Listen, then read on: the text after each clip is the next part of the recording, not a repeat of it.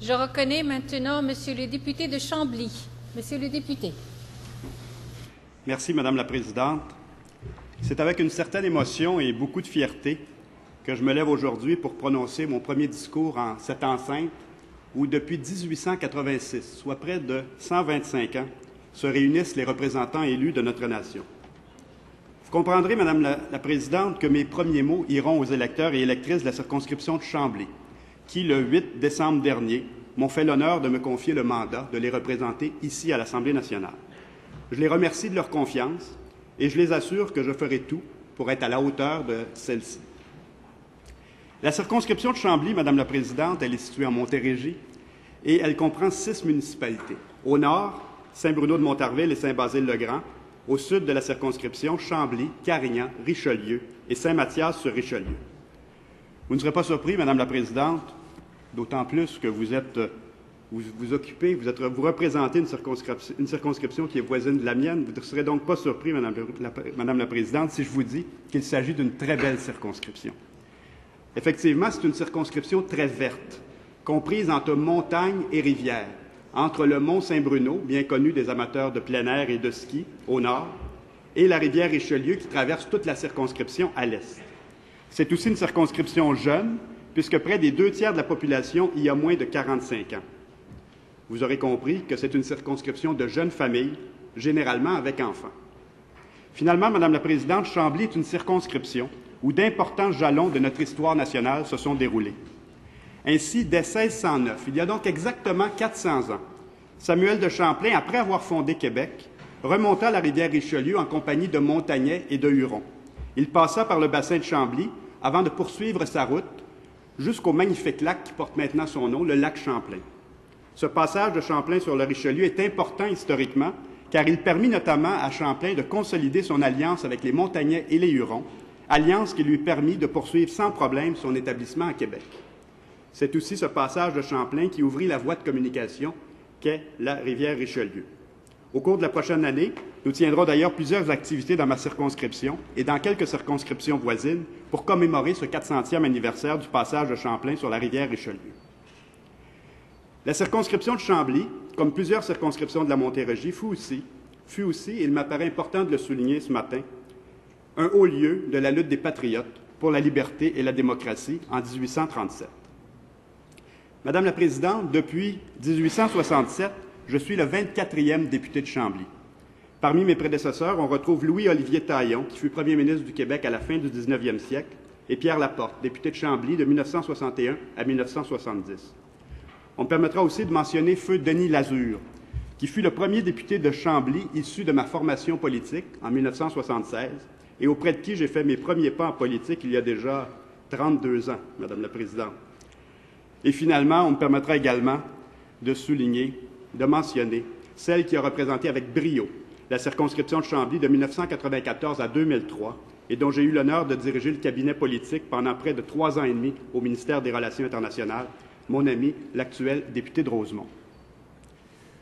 Vous aurez compris de mes propos, Madame la Présidente, que j'aime le comté de Chambly, un comté où j'ai passé l'essentiel de ma vie et où je réside toujours, et que j'aime les gens qui y habitent et que je représente ici. Ces gens de Saint-Bruno, Saint-Basile, Chambly, Carignan, Richelieu et Saint-Mathias, je les rencontre constamment depuis mon élection. Plusieurs d'entre eux me transmettent aussi des messages électroniques.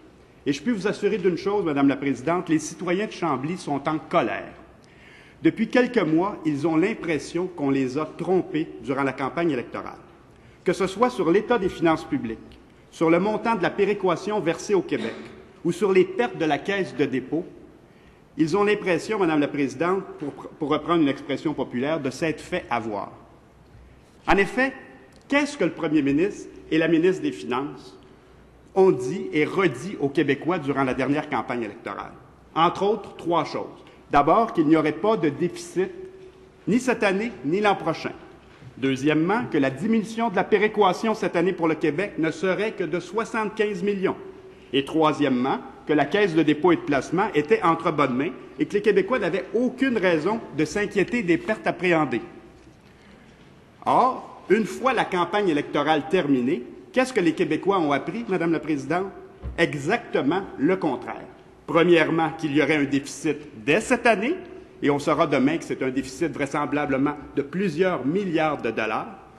Deuxièmement, que le manque à gagner en péréquation pour le Québec cette année serait non pas de 75 millions, comme on nous avait dit en campagne électorale, mais de 1 000 millions. 1 milliard de dollars.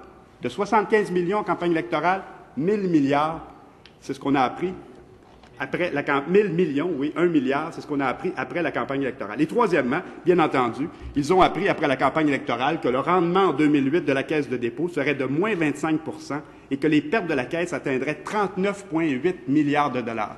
39 800 millions. À la lumière de ces faits, Madame la Présidente, on peut donc comprendre pourquoi mes commettants de la circonscription de Chambly sont en colère. Pourquoi? Ils ont l'impression d'avoir été trompés par le Parti libéral durant la dernière campagne électorale.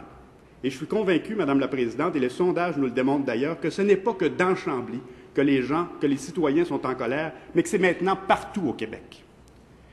Cette colère, Madame la Présidente, elle est présente depuis déjà un bon 2 mois, depuis le début de 2009. Mais depuis la semaine dernière, depuis le message inaugural que le premier ministre a prononcé en cette Chambre le 10 mars dernier, cette colère, cette insatisfaction à l'endroit du gouvernement, elle s'est accentuée. Vous le savez, Madame la Présidente, vous êtes parlementaire depuis bientôt 15 ans. Un message inaugural, c'est un moment important dans la vie d'un Parlement. Encore plus un message inaugural qui est prononcé en début de législature, où on a quelques années devant nous.